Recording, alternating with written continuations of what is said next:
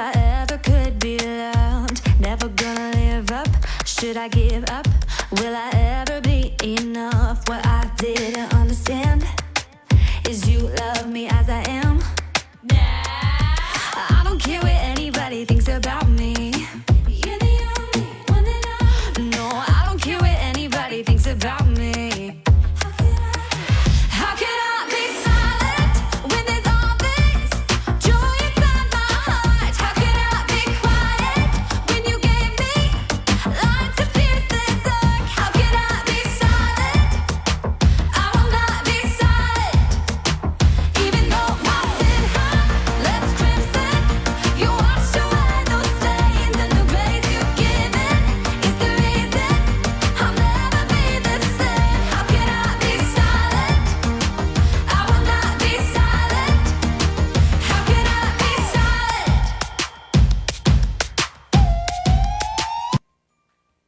Hi everyone, good afternoon. So it's actually the last day of DTI's National Food Fair. I'm so sure ang dami niyong natutunan and you have like a lot of inspirations, food inspirations that kind of like also helps us as we try to, to start our own business, or also gives us like those food ideas on how we could build that here in the Philippines.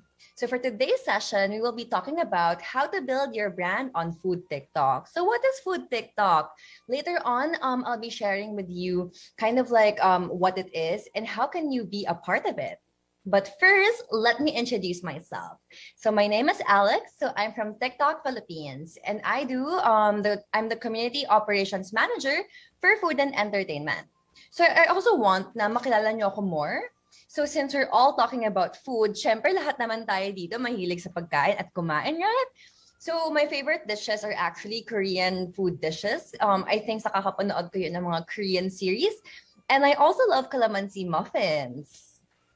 And speaking of food, as we all know here in the Philippines, food is a language of its own. And sometimes, even if we ask, kamusta ka, we actually ask, kumain ka na ba? Alam nyo yon, yung kunyari, pagkaka-uwi lang natin from a long day's work, our mom usually asks, kumain ka na ba? Or like when we visit our relatives, yung tita natin, kumain ka na ba? Ganon. So it's really kind of like our way of saying hello. And lalo na ngayon sa mga kabataan, there's actually the milk tea culture na the best way to actually ask for forgiveness is not words, but giving them or that person a cup of milk tea, diba? Nakaka-relate. So, for today, we want you to find out how Filipino foodies are spreading joy in the kitchen and how you can be a part of it. So for today's agenda on our session, we will be talking about what is Food TikTok, the opportunities for brands on the platform, and also the importance of being a digital-first business. And we've also invited one of our top creators to also share her own experiences on the platform. So to start, here's a quick introduction. TikTok is the new global tastemaker. TikTok is where foodies hang out. And with full screen and sound on, it really gives us that mouth-watering entertainment. So I'm not so sure if you've actually kind of like opened the app, but if you can notice, it's really a vertical video. So when you automatically open it, automatic siya po na parang full screen and there's sound. So let's see here. Kasi here, sound can stimulate the appetite such as sight. TikTok demands oral, visual, and oral attention. So here we can see and feel the difference. So we have this parang online shop here on sa US po siya. So it really shows here the difference. So if you see here sa left side of the left side is actually the photo of the product. Di ba nakakatakam, ang sarap. But see its version on TikTok. Let's watch this video.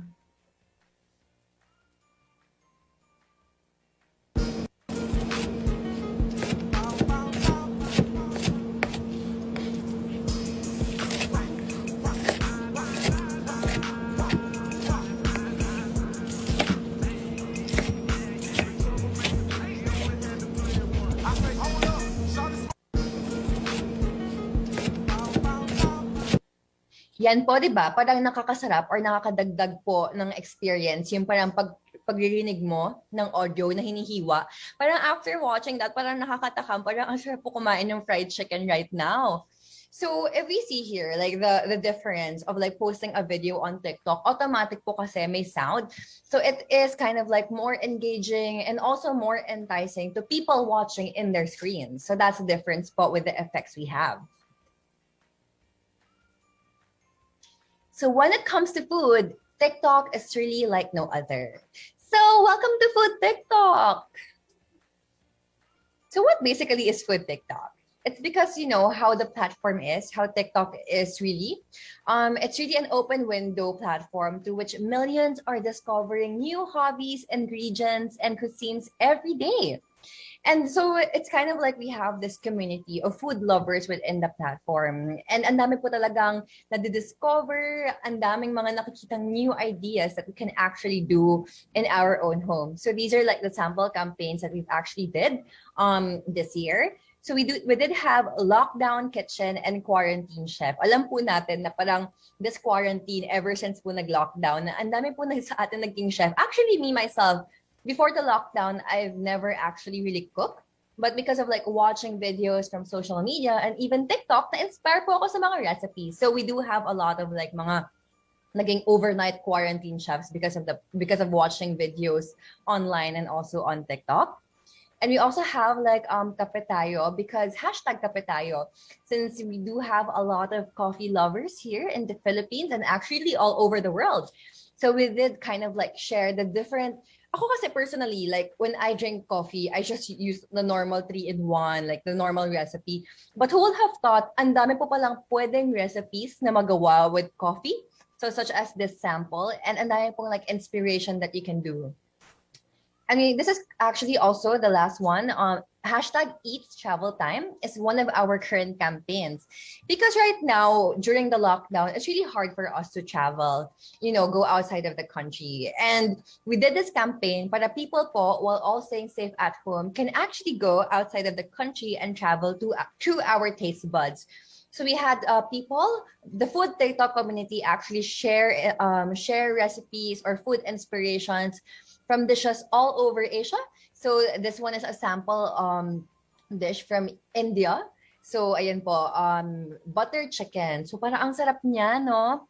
Tapos we also had like mga recipes from Korea, Vietnam, Thailand. So it is very parang fun din siya as a way to kind of like, experience the different flavors, all while staying safe at home. So here, food is discovered, shared, purchased, and made. And sometimes po kasi, if we try to look at on TikTok, it's not really po yung mga celebrities or yung mga sikat na influencers are the ones who are getting famous. It's actually everyday people, you and me. Parang kahit sino po, there's really a chance to get, high engagement and high following, because we do have this unique algorithm that enables one's user recipe to influence actually the meal times of millions. So here po in the platform, it's really the everyday people, you and me, who get to shape the culture we have in the community. So an example po is kind of like how the fita pasta phenomenon, because we do have a lot of food trends in the platform that became famous. So here are the sample food trends that we have. I'm not so sure po, but I think like majority of us are aware of the Dalgona coffee. So it became pretty much a huge trend here, I think globally and also in the Philippines, where everyone was actually experimenting or doing kind of like the Dalgona coffee at home. And after po that, there's really a lot more of food trends that were born because of the platform. So we had here the hashtag fita pasta. So the fita pasta was really so strong that I think in Australia or another country po, nabusan po ng fita cheese in the grocery kasi everyone in that neighborhood was doing the fita pasta. And you also have the tortilla trend. So it really shows, that how TikTok is such a strong platform. A lot of like these crazy and fun trends are born in which everyone is actually doing it. And just to build on that, the platform is also so strong that people in food TikTok are actually extending their actions or activities beyond the app.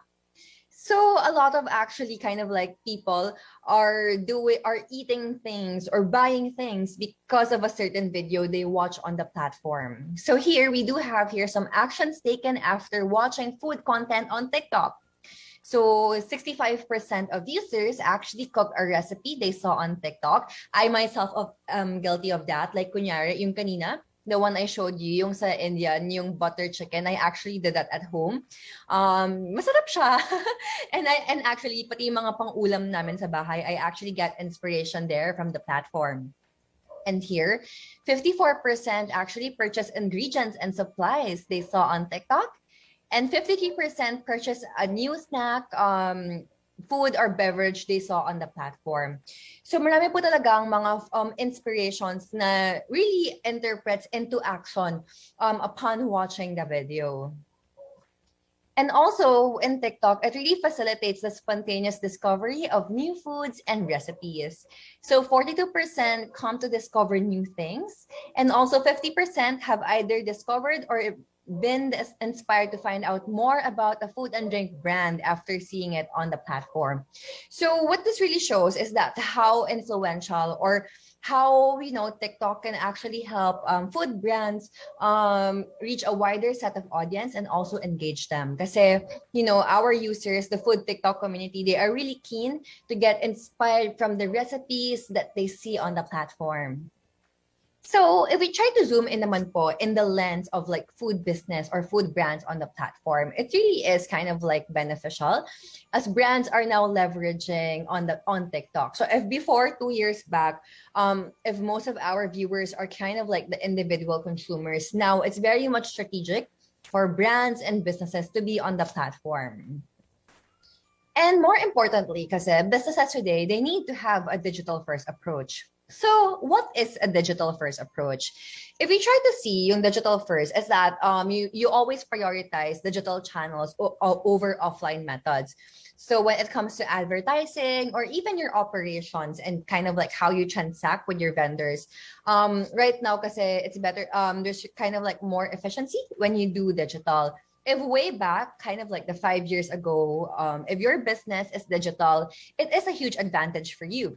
But actually right now, since we're on the lockdown and the pandemic, being digital is actually means of survival because, there's really no offline physical channels. So it's really best to kind of like use digital mediums when you do advertising or even when transacting with your vendors and stuff. So that's why it is very much important for businesses today to have a digital first approach. So whether it's to generate awareness, build your brand's image or persona, or connect with your target audience, there's a room for that on TikTok. So for food brands or food businesses, so these are how they actually utilize the platform to reach a wider set of audience. So we do have here mga case study videos or sample videos on what brands do on TikTok. So first, when you actually use TikTok, it's really a great way for you to increase your brand's relevancy by joining the fun trends we have on the platform. And also po kasi as business owners, diba, if we do social content, it's very hard to think of kind of like content day to day. So, doing this trends is also a great way to get inspired and give you ideas that you can utilize for your content ideas to be posted on your social media platform. So let's watch a couple of videos such as this one. Listen to me now.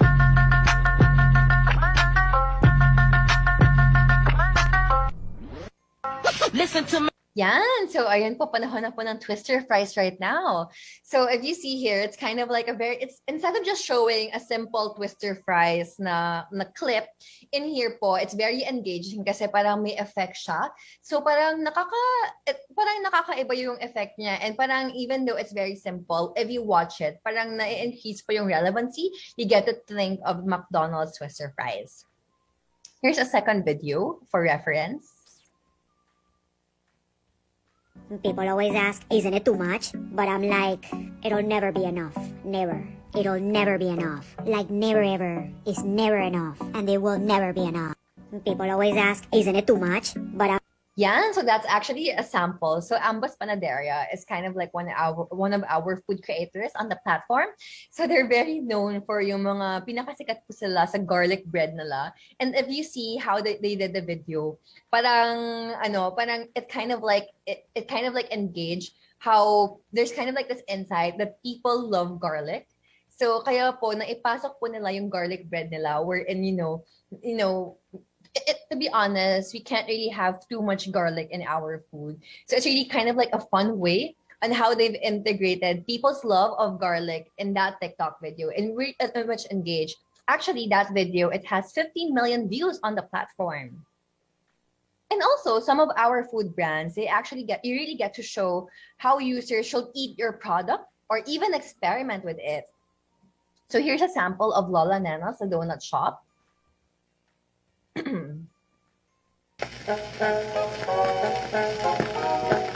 Have you ever made the mistake of eating your Lola Nena straight out of the box? Did you get mad after eating it and think it was overrated? Say no more! Introducing Heating Your Donuts! When fire was discovered by the early humans, it has changed their lives drastically. And now, you can enjoy this gift with your donuts! You can microwave it, air fry it, or pan-sear it. You can heat it any way you like. Just remember folks, heat your donuts. Wow! Dapat talaga iniinit ang donuts bago kainin. For orders, call 892-5623. Yeah, so that's actually a sample video. Actually, ako po, in all honesty, like when I bought the donut from Lola Nena's, I didn't know na kailangan po pala initin for that kind of like, that best experience of eating that donut. So seeing that video, it's really kind of like a fun way to educate people on how you should eat a donut. So parang hindi po siya yung boring na babasahin nyo lang. It's something that's very engaging so that at least people can actually have that best experience of eating your products at home. Here's also another example. Alam mo ba na iniinit talaga ang Lola Nena's donuts bago kainin? One way to do this is to use a waffle press. Pressing our donuts creates a yummy crust and also melts the cheese inside. Na-try mo na ba to?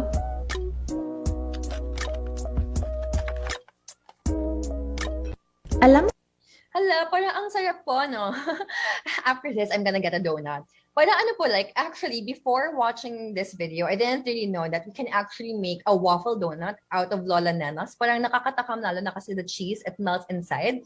So, it's also kind of like, posting videos like this is also encouraging people to innovate your product. Parang hindi rin po sila masyadong magsawa. Kind of like the normal way of eating it. Kasi, di ba parang, we always want our users to experiment or try our products in different ways so that they continue to buy it. And another example is this one. So this is from The Good Tapa. So for the Good Tapa is actually a very good account on TikTok. Instead of kind of like, showing ways to just eat a tapa normally, they always innovate on how you could actually eat it. Let's watch this one.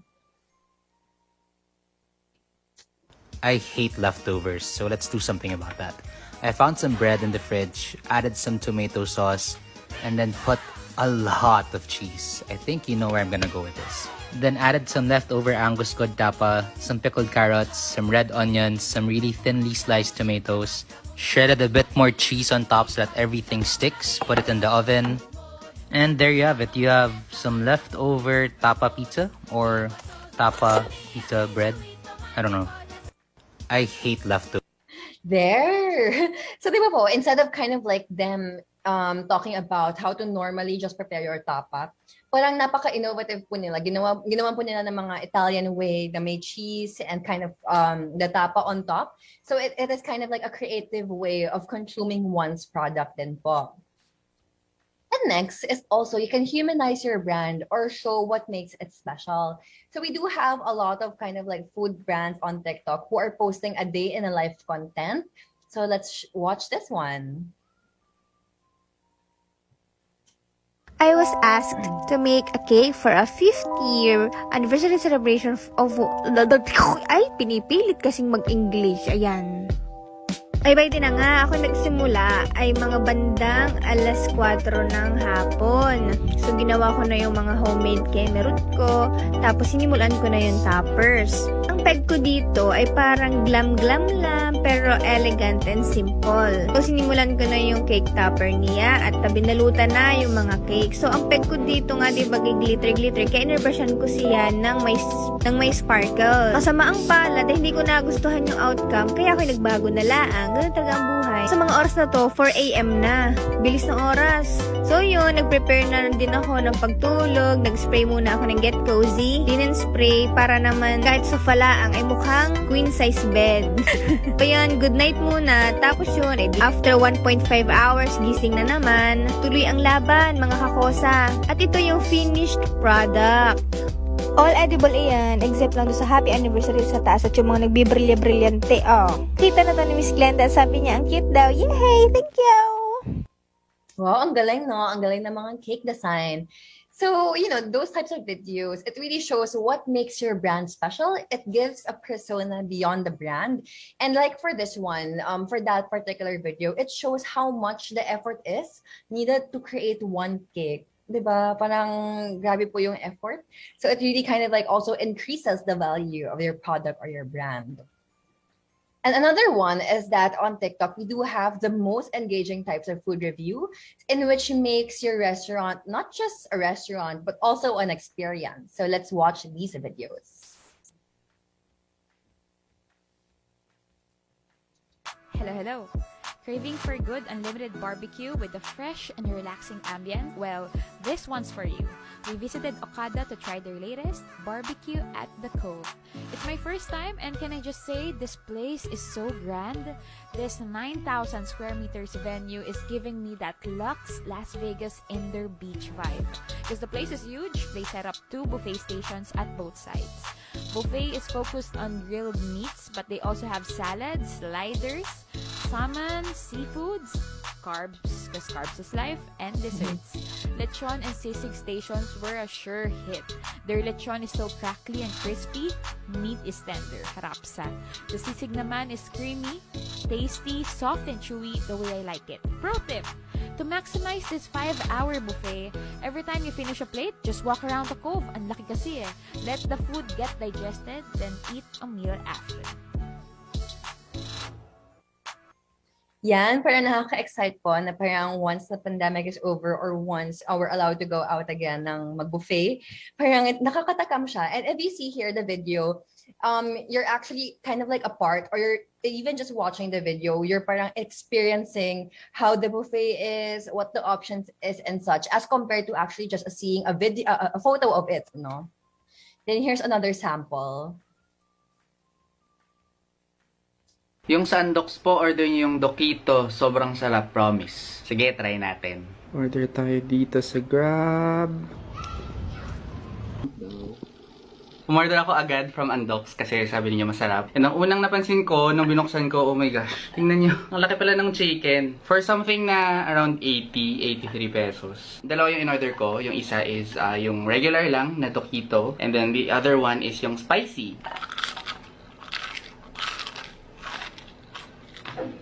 Oh my god, ang sarap. Dip natin sa gravy nila. Sarap ng breading. Try ko yung mismo manok. Crispy, delicious, just delicious. Tingnan nyo, ang laki rin.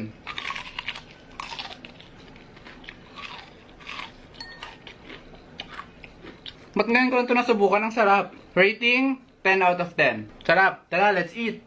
Yung sandoks po. Yeah, so di ba parang ano po siya, sobrang extra nakakatakam with that ASMR effect when the creator is actually biting on the chicken skin. So in a snapshot, these are kind of like the videos food brands can do on TikTok to really engage the wider set of audience and also to kind of like build your brand's relevancy.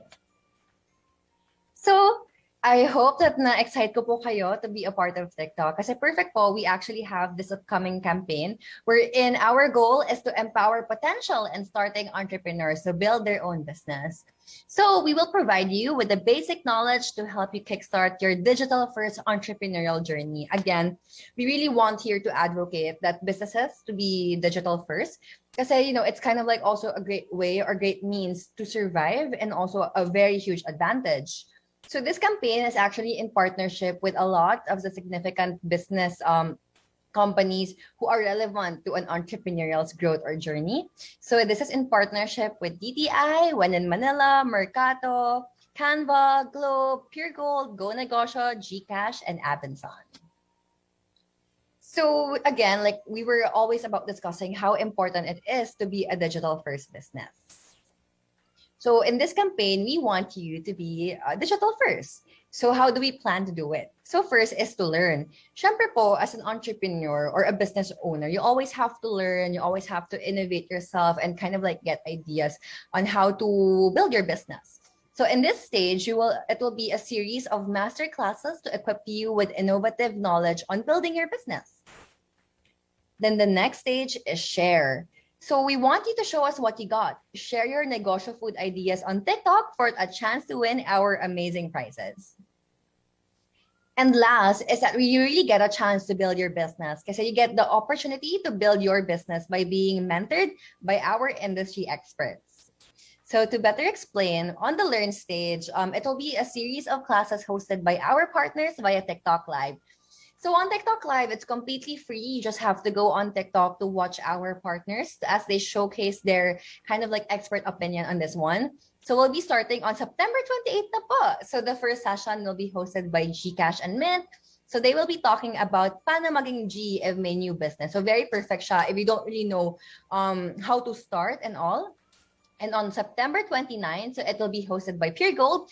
So they will be talking about grocery hacks for your food business. And on September 29th, so it will be by Abenson. So that's this Thursday. They will be talking about finding the right appliance for your business. And on Friday, October 1, so it will be hosted by Canva. So they will talk about yung mga branding naman po. So how to do social media branding for your business, on how to utilize mga social media channels. And next on Saturday, so it will be by When in Manila. They will be talking about the role of content creators in your business. And lastly, this Sunday, it will be hosted by Globe.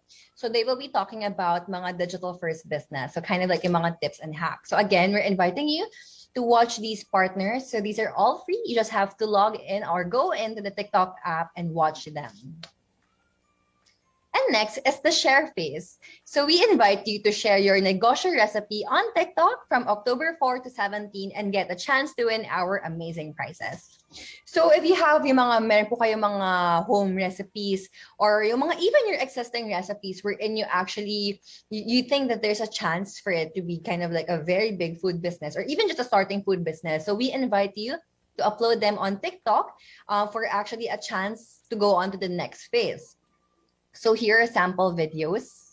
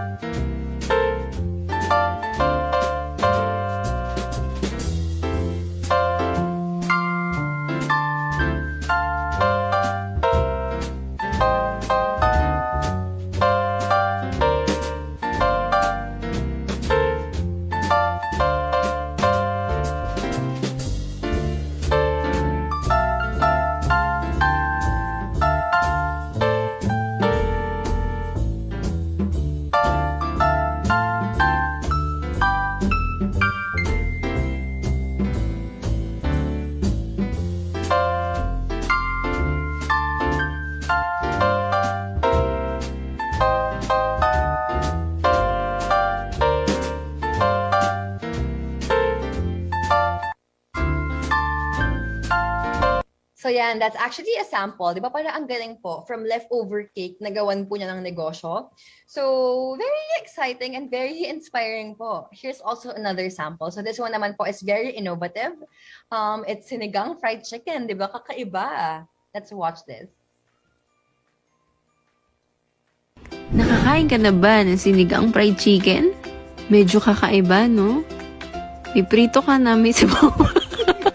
Wait lang, natawa ako eh. Pero ito yung mga sangkap. Ayan, una maggitla ka muna ng mga manok. Pitpitin ng bawang. At gayatin. Ayan, marinate natin yung manok gamit ang Lorenz patis. Ayan, haluin at ang Knorr sinigang paasim. Ito yung main ingredient natin. Ayan, lagay yung bawang at konting tubig. Lamasin at ibabad for 30 minutes. At ayan, prepare natin breadings. Iprito natin gamit ang Golden Fiesta. Kung titingnan nyo, dalawang video yung nagpiplay. Kasi itong video na to is for 1 minute lang. And ilalagay ko sa comment section ang lahat ng mga nagastos at sangkap na gamit dito. Siyempre, kung may manok, may gravy. Yan, gumamit tayo ng UFC gravy. Sa halagang 159 pesos, may 4 na fried chicken ka na. Nakakain ka na ba? So yan po, those are kind of like the sample videos that you can upload on TikTok. So again po, if kunyari meron kayong mga negosyo recipe idea or anything, upload them on TikTok po and just use our hashtag for actually a chance to win our amazing prizes. And on the last stage, actually, this is very, very exciting. The build stage, kasi literally, you really have the chance to build your business kasi selected winners will get the exclusive chance to build their negosyo recipe idea. So the top 10 selected videos will be assigned with industry expert mentors from Globe My Business and Go Negosyo. So on this stage po talaga, like the mentors will really help you build your business. As in, parang tutulungan po kayo when it comes to the marketing, the budgeting and stuff. So parang yung guidance po nila will really help you kind of like establish or kung ano po yung pwede yung ayusin to further build it and promote it. Then, sa 10 selected creators po, mag-ano po tayo, mag-panel judging po tayo from our esteemed level of judges. So, ipipitch po yung business idea and where we will be awarding the grand winner. So, ito po yung mga prizes natin for the campaign. So, we do have, Abençons will be providing 50,000 worth of home appliances. Pure Gold will be providing 119,000 worth of appliances. And Globe will be providing GCash credits and also some Globe prepaid Wi-Fi para may connection po tayo sa bahay to be a digital-first business, pang-transact. And Canva will also be providing some licenses para you have the chance to actually edit your artworks easily. And GCash will be providing GCash ads and BizStarter 99. So it's really a great way for you to promote your business and get that wider reach.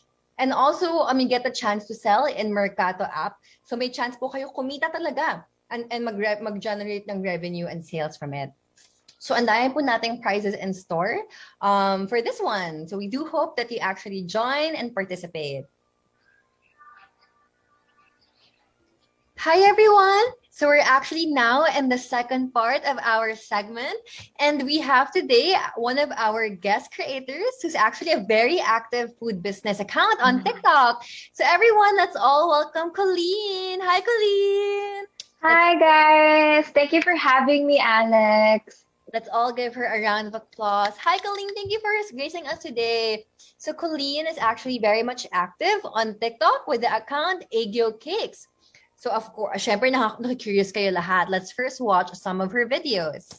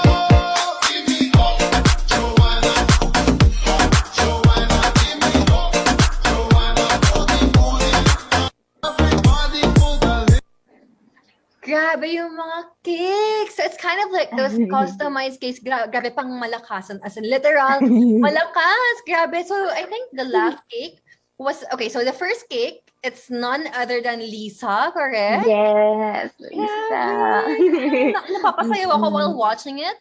Yeah, yeah. Grabe. Then the second cake is parang I think it's kind of like a customized birthday cake.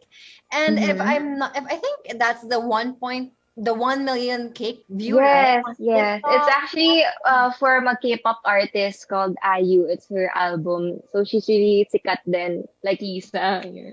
Grabe. And the last one is none other than our Hidden Diaz. I think you actually released that when nanalo siya, di ba? Yes. Got the gold for us. Grabe. So, Our- okay. So, from watching your videos, you kind of like do mga customized cakes, right? Parang mga Yes. siya, pop culture cakes. So, could you please share more about what Aegyo is? Okay, so egg yolk cakes. So it's actually pronounced egg and then yo. It's translated as acting mind-numbingly cute if you search it in Google. So what that means is sa K-pop kasi or sa Korean culture, they do yung mga pa-cute na Ay, ganun. ganon. Yung yung ganun. So when they do that, when they do that, it's actually called doing an egg yo. So, pag nagpapakute yung mga K-pop crush niyo, egyo yun. And then we wanted to capture that same cuteness, that same lovable expression in our cakes. So, as you can see, we call our cakes kind of like love letters to your loved ones. So, you design your own cake para sa loved one mo. So, it's really different per person, per client. So, that's what we love about it. Yeah. Sobrang perfect to kasi on the start of the segment, I was saying na parang, food is a language of its own. And who would have thought that we could already give edible love letters? No? Yes. Pero Yeah, you can also put dedication. Actually, minsan may nagpro-propose pa through our cakes. Yung mga will you marry me? Oo. Tapos kinikilig na lang kami kasi wala akong jowa. So, for our clients. Since you said na it's love letters, as in, ano yung longest na nasulat ng tao sa isang cake? It's actually from Miss Dimples Romana. It was her letter, an actual love letter to her team. Na and it was double piped pa. So there was white in the bottom and then black on top. And then my sister or our baker's hand, talagang namaga siya. Kasi there were a lot of cake, like 20 cakes with the long love letter on the cake. Yun. So, mahirap yun. Paano mo siya kakainin? Kasi it's so precious, right? It was meticulously made talaga. So you also do customize and you also do yung mga ready to order batch cakes na, right? Yes, it's the demand is big and we can't do all customized kasi we really put a lot of time and effort in every customized cake kasi they have a lot of requirements or designs.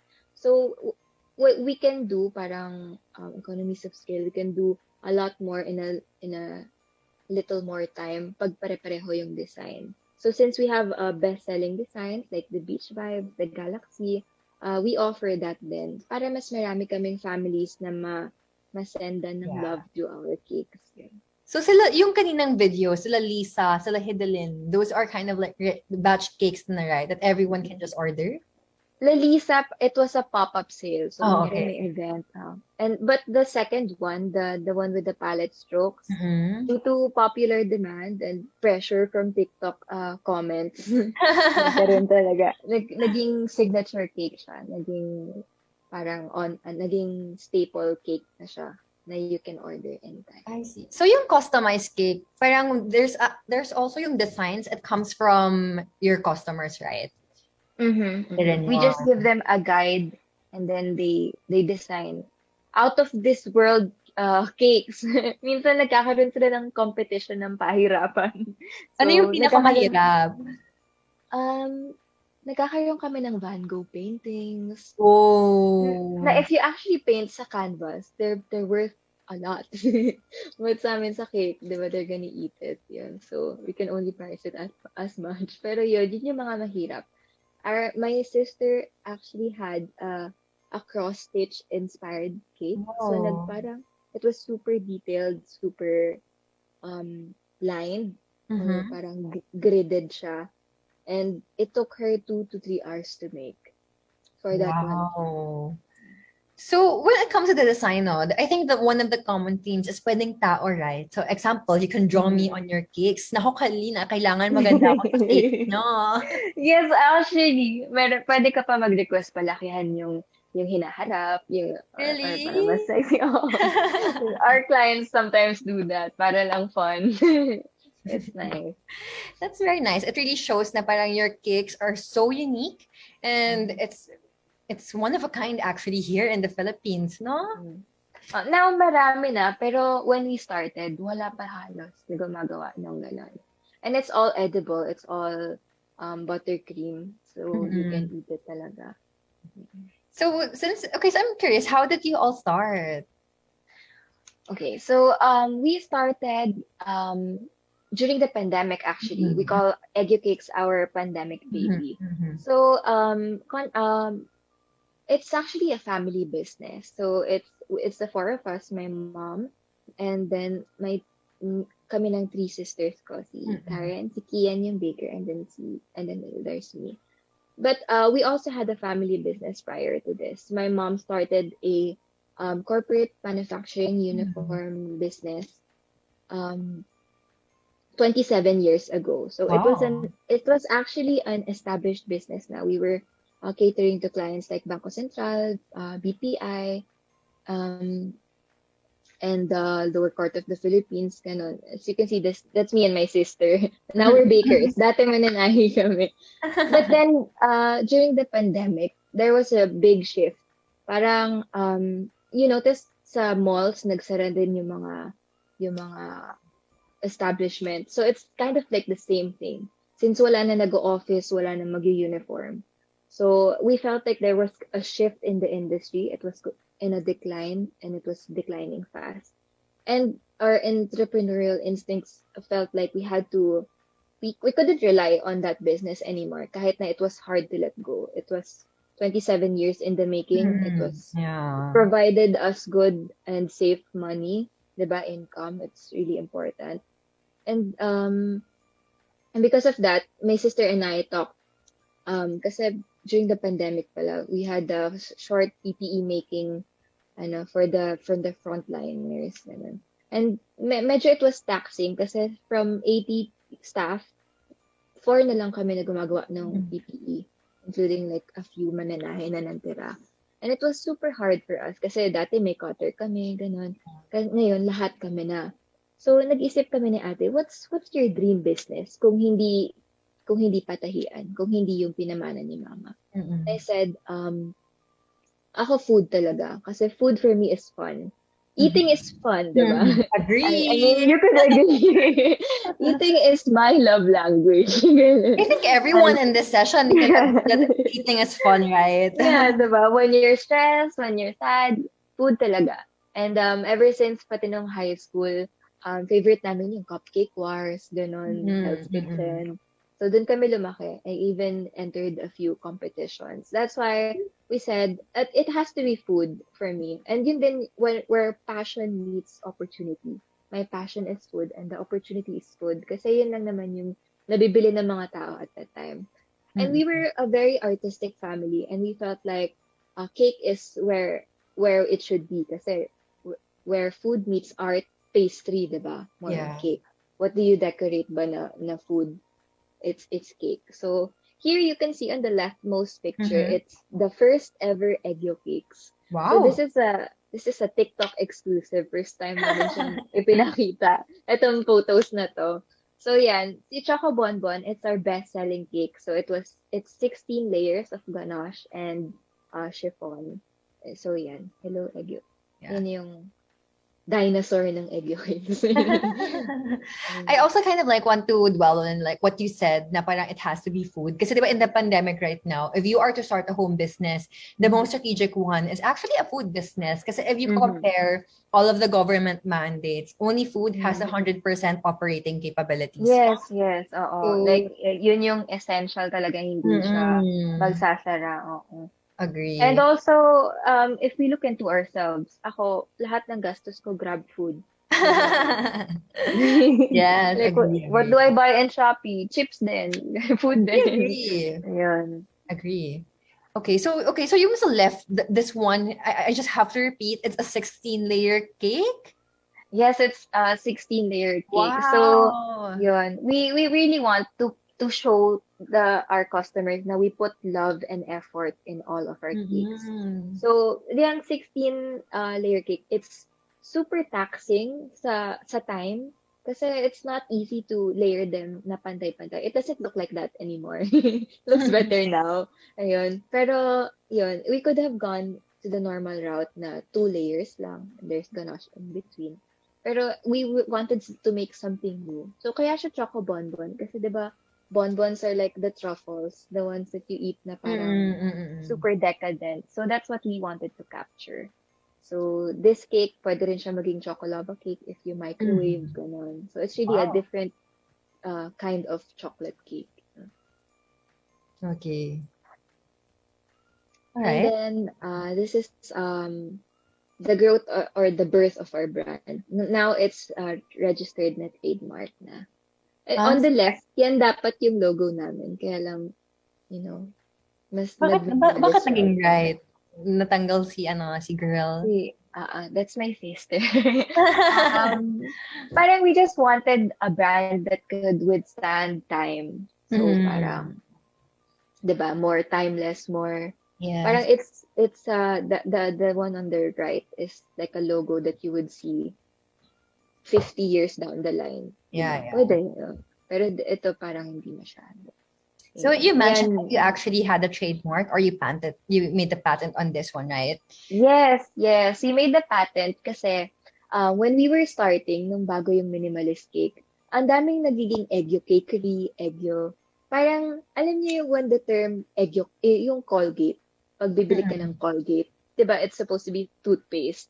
Pero they associate Colgate as the name for all toothpaste.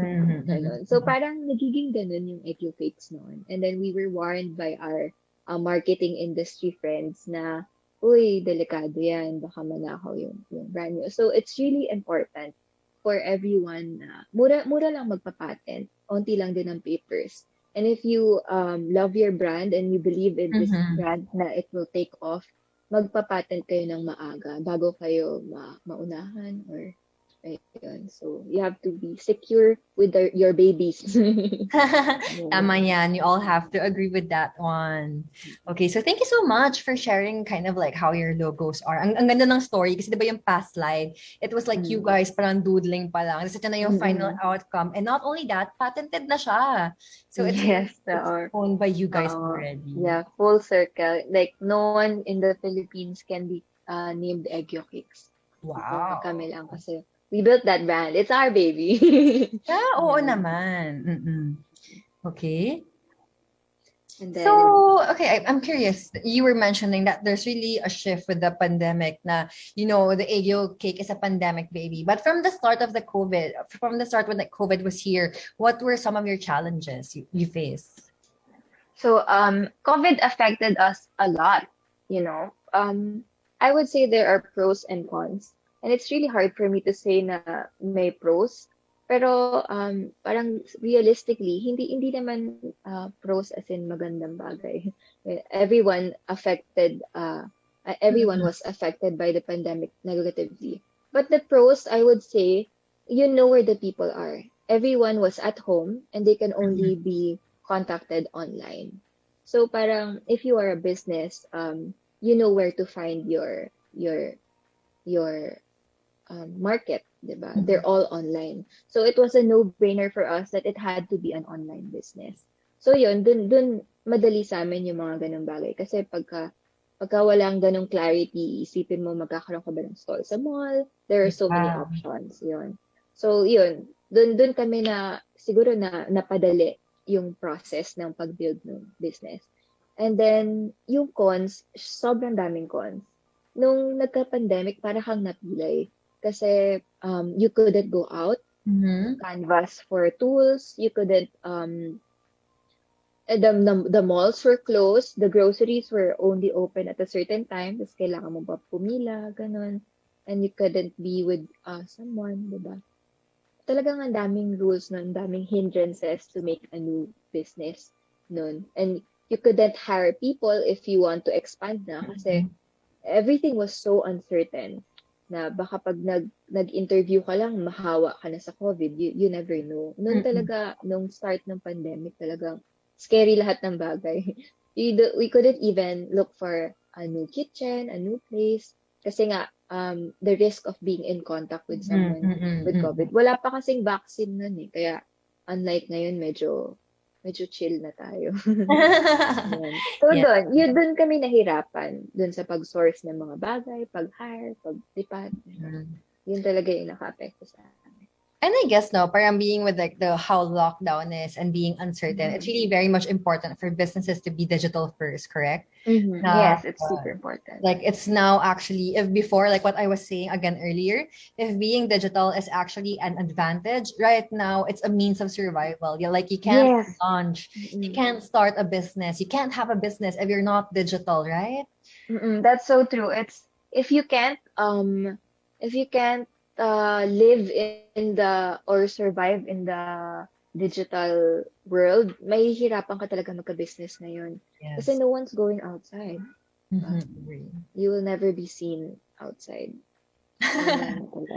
Agree. Yeah. Okay, so as an entrepreneur, what challenges did you face? Okay, so personally, in our family, the challenge that we faced was siguro starting from scratch. I'm sure a lot of business owners can relate. Yun nga, like restaurants outside. I live in QC Morato area kasi. I could see restaurants na nandun when I was born closing. So it's the same with us. Our family business that was built for 27 years suddenly sarado na. So noon we had people that could help us. We had 80 staff, and now it was just the 4 of us. So the challenges that we faced was more on we had to do everything by ourselves. So nung mga first few days, syempre baking is not an easy task, di ba? It's time consuming. We have to bake for 12 hours, decorate for another 10 hours. Tapos kami pa maghuhugas. Kami pa kakausap sa customers. And before we were having 300 messages per hour or something per day na we had to, syempre magagalit yung customer pag hindi ganun kabilis yung reply, di ba? So ang dami namin ginagawa by ourselves. And we even had a 37-hour shift especially pagka may event, everything we had to do by ourselves. And yun talaga yung challenge. And meron din kaming challenge sa sarili namin. Siyempre, malaki yung nawala sa amin. Feeling namin, kailangan namin habulin yun. Di ba pagka, yung loss sa amin kasi, parang, we were already there, and then, magsa-start ka from zero. So, it was more, pag kasi may business ka, the pressure is more self-imposed.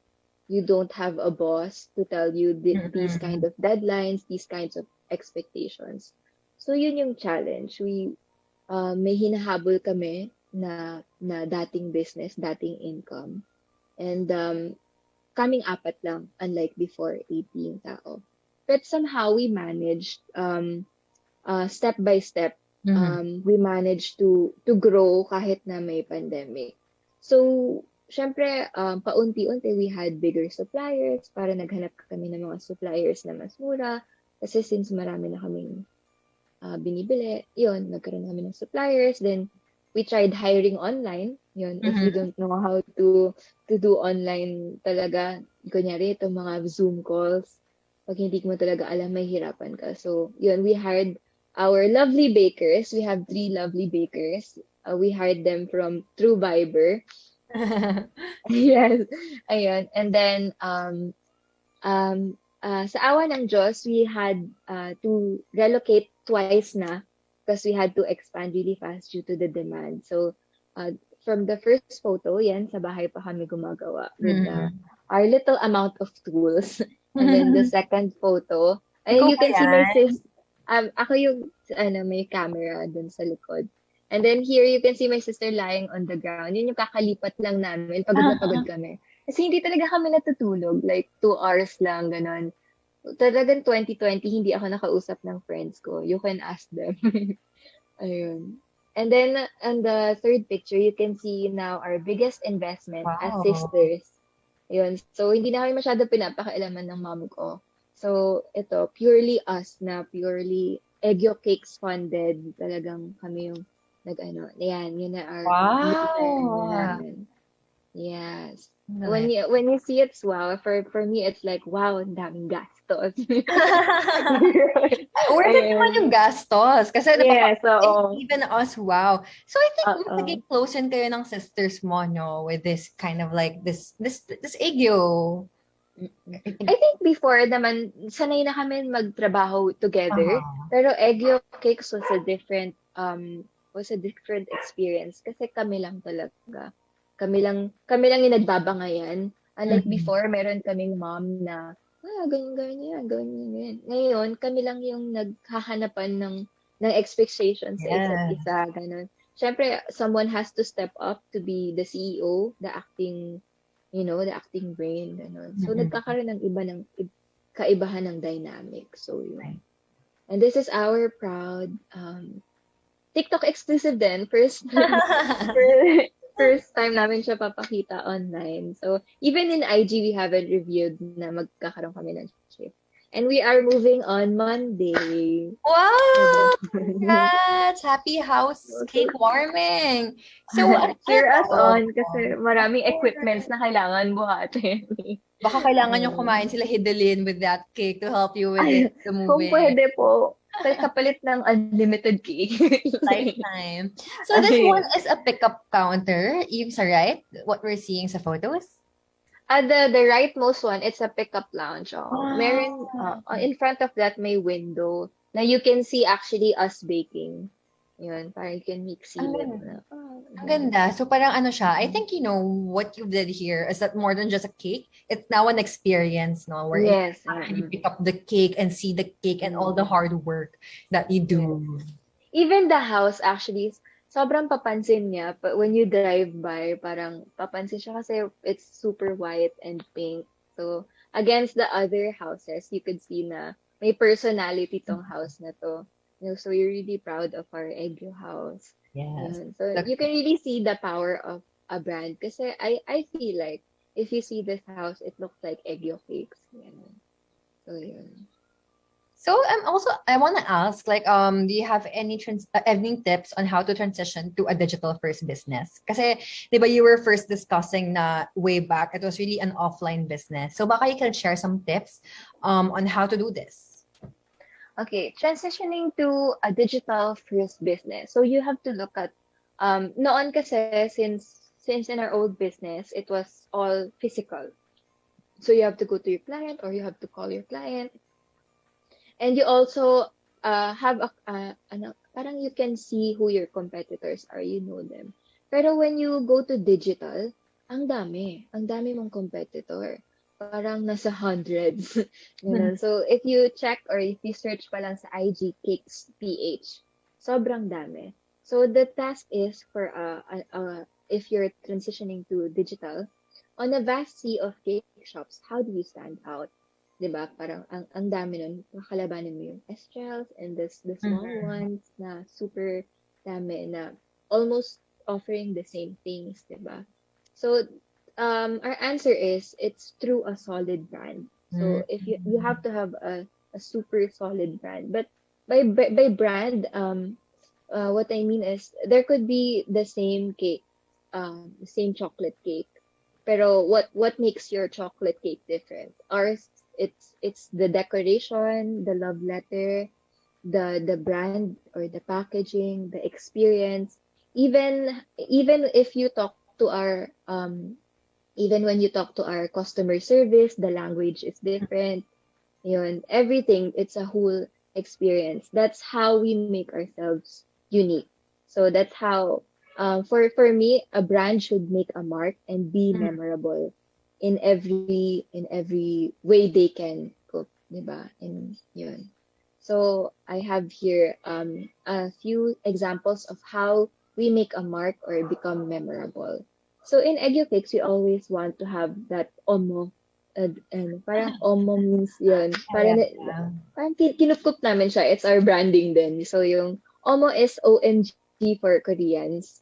So yun. We always want that wow omo factor. So when we designed our box, di ba, it's just, akala mo simple lang siya. It's white on the outside, pero pag bukas mo, it's all, surprise, it's all pink, ganun. So parang medyo may wow feeling. And every inch of your product, I feel like it's an opportunity to make a mark. So every post, every TikTok, every second na it's an opportunity to be memorable. And if a client sort of remembers you, or if you are in the heads of the client, if you are parang living rent free in your client, magiging top of the mind choice ka nila. So even for us, yung parchment paper namin sa lunchbox cakes, the ones that are inside, nilalagyan namin siya ng branding na Egg Cakes para it's an experience. And then we looked at brands na we love, like Coco Crunch, 'di ba? Meron siyang parang games sa likod. So yun. We love Coco Crunch because of the little things like that. So parang in-adopt namin siya sa branding namin. So here is our Christmas lunchbox last year. It's a maid. Wow. So mapupunta ka sa Egg Cakes yan sa bahay. Yeah. Yun lang. Parang things that make your brand different and unique and fun, 'di ba? Even our cakes are we put wow factors. So alam namin na Instagrammers yung mga target market namin. So we made them an Instagrammable cake, yung rainbow cake namin. So when you slice it, kala mo white, but when you look inside, wow, it's Oo nga. Ako rin kanina pa ako napapa-wow here from watching your first videos until now. Grabe. Oo. Yun. Thank you so much kasi that's really what we try to do. But when we launch our products, we have stop motions. Talagang effort through the walls. Ganun. Yan. And we have postcards with artists. Yun.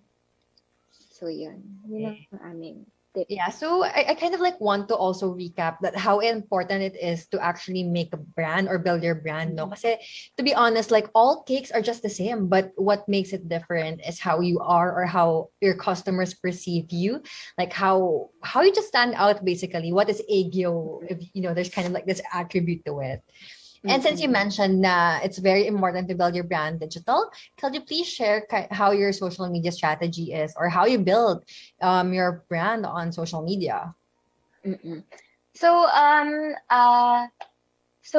this is a no-brainer for marketers out there or yung syempre yung mga nag-aral it's to know your target market.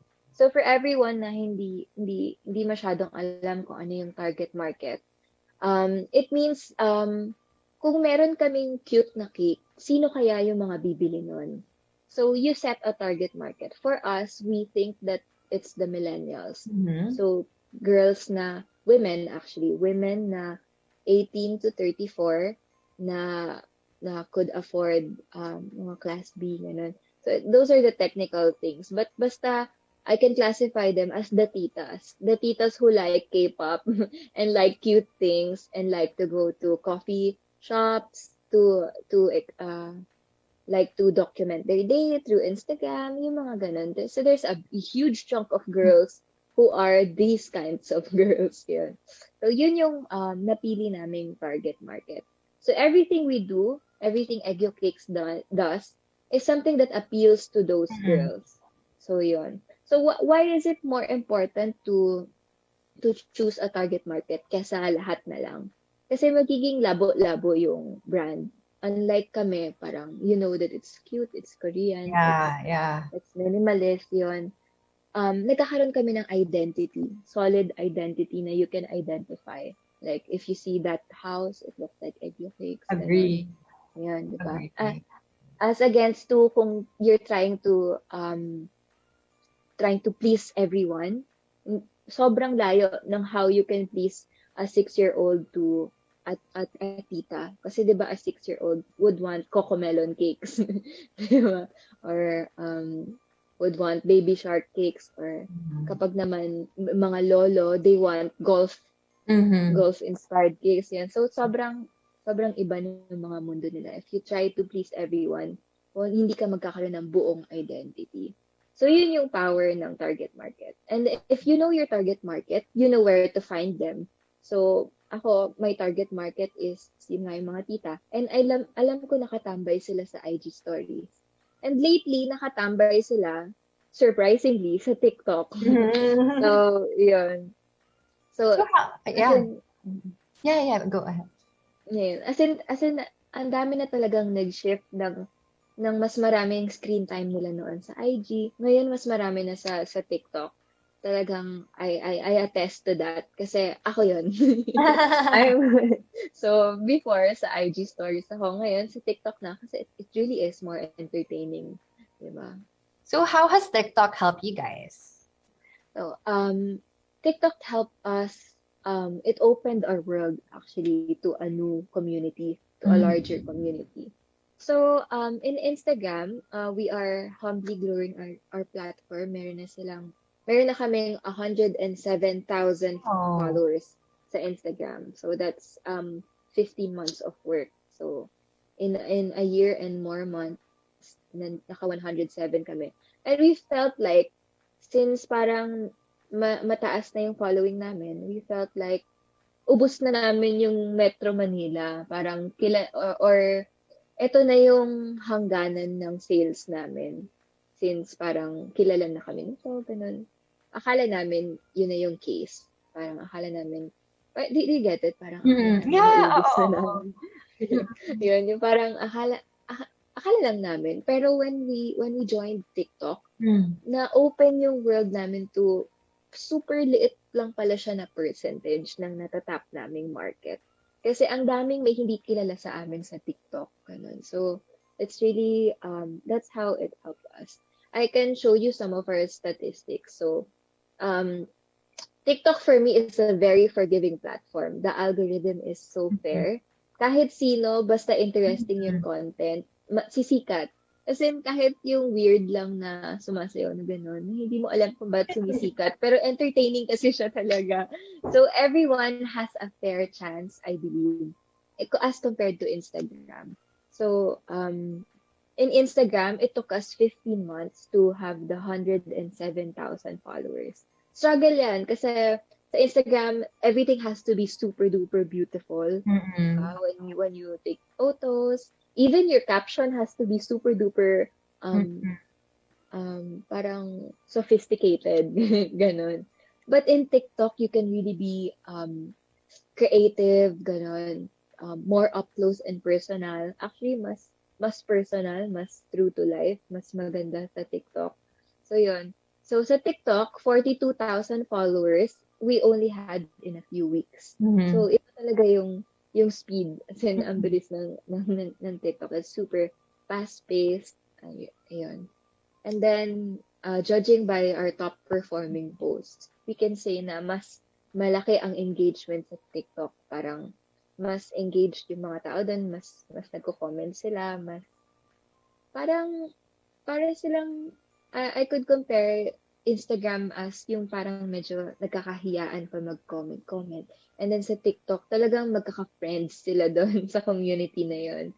And our biggest post in TikTok has 1.4 million views and 909 comments, and then 231,000 likes. Wow.